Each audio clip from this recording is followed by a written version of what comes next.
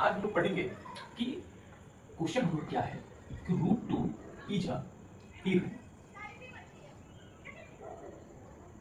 Irrational number. इसको क्या करना है? प्रूफ करना है। इसको क्या करना है? प्रूफ करना है। ठीक। अब इसमें हम लोग क्या करते हैं कि स्टेप को रट जाते हैं। जो लड़के क्या करते हैं कि स्टेप को रट जाते हैं। इसको रटना नहीं है। इसमें तीन जगह ध्यान देने वाला चीज होता है। अगर उन तीन चीजों को आप अगर समझ गए हैं तो फिर इसमें बहुत बड़ी चीज कोई नहीं है। पहला क्या करना है, ये जो रूट टू है क्या है? Root two. तो हम क्या करेंगे, let root two be rational number. हम शॉर्ट में लिख रहे हैं एन। मतलब क्या है कि हम रूट टू को क्या मान लिए? एक रेशनल नंबर मान लिए। ठीक है। अब क्या करेंगे कि जब रूट टू को हमने एक रेशनल नंबर मान लिया तो हम रूट टू, हमने क्या पढ़ा था कि कोई भी अगर रेशनल नंबर हो, यानी कि कोई भी अगर रेशनल नंबर हो तो उसे p बाई क्यू की फॉर्म में लिख सकते हैं। ठीक है। अब हमने जब मान लिया कि रूट टू एक रेशनल नंबर है तो रूट टू को हम क्या लिखेंगे? a by B. ठीक। अब यहीं पे समझने वाली चीज होती है कि अगर a बाई बी के रूप में हम लिख रहे हैं रूट टू को, इसको रूट टू को, तो पहले तो ये जो b है, b is not equal to zero होना चाहिए। b क्या होना चाहिए? जीरो के इक्वल टू नहीं होना चाहिए। और जब हम ये लिखते हैं तो यहीं पे मेन एक निकल के आता है कि a एंड b में कोई भी नो कॉमन फैक्टर, यानी कि इनमें कोई भी कॉमन फैक्टर नहीं होना चाहिए। अगर इनमें कॉमन फैक्टर नहीं होगा यानी a एंड b के बीच, यानी a एंड b में क्या होगा? सिर्फ a और b जो होंगे उसमें कॉमन क्या होगा? सिर्फ वन होगा। कॉमन फैक्टर उनका क्या होगा? वन होगा। यानी कि only one is common factor. ठीक है। यानी कि a एंड b हम ऐसा लेंगे रेशियो जिसमें कि कोई भी कॉमन फैक्टर ना हो। जैसे अगर क्या हम, जैसे हम फॉर एग्जांपल समझते हैं अगर रूट टू को हम लिख देते हैं 2/4, तो अगर हम यहां देखें तो यहां पे 2 और 4 के बीच में एक कॉमन फैक्टर है 2, क्योंकि ये भी 2 से डिविजिबल होगा, ये भी 2 से डिविजिबल होगा, तो यहां कॉमन फैक्टर क्या है?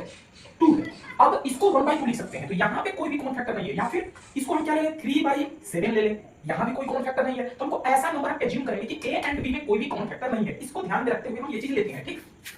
अब ये सब तो होगा। अब क्या करेंगे कि जब a और b में कोई भी कॉमन फैक्टर नहीं होगा तो हम इसको इस रूप में लिख लेंगे। यानी हमारा पहला फोकस, हम इसको रेशनल नंबर मानेंगे।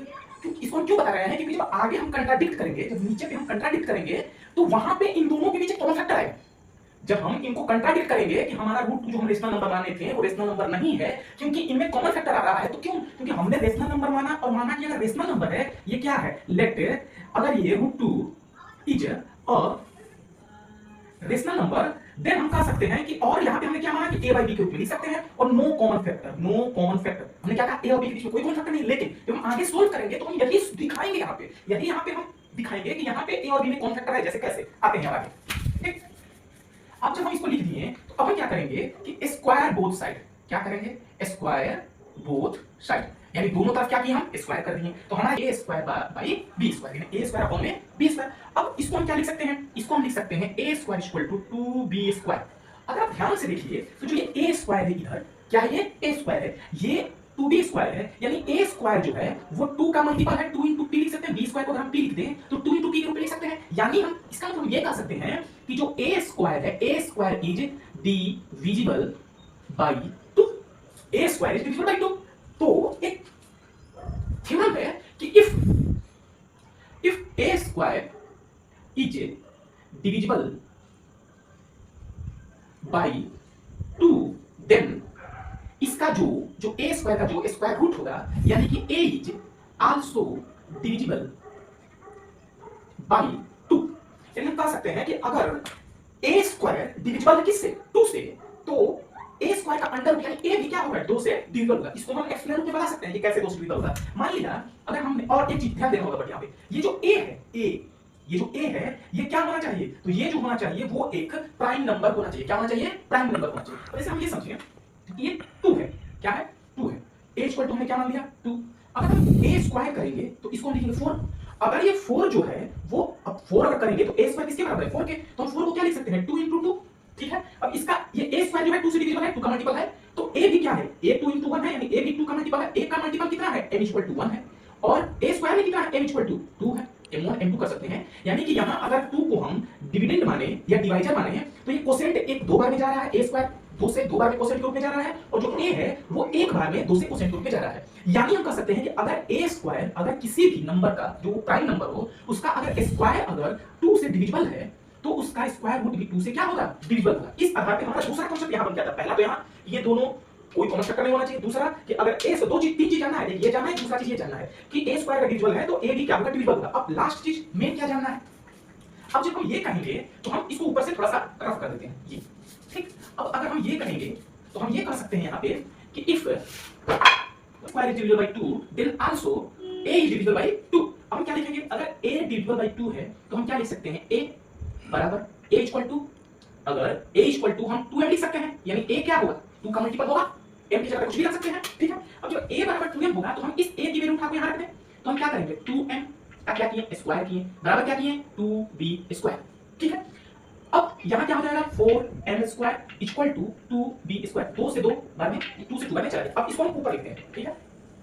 अब यहां पे क्या आ गया कि b स्क्वायर इक्वल टू आ गया 2m स्क्वायर। अब देखिए हम ये क्यों कर रहे हैं, क्योंकि हमने ये माना, हमने ये लेट किया कि a एंड b में कोई कॉमन फैक्टर नहीं है।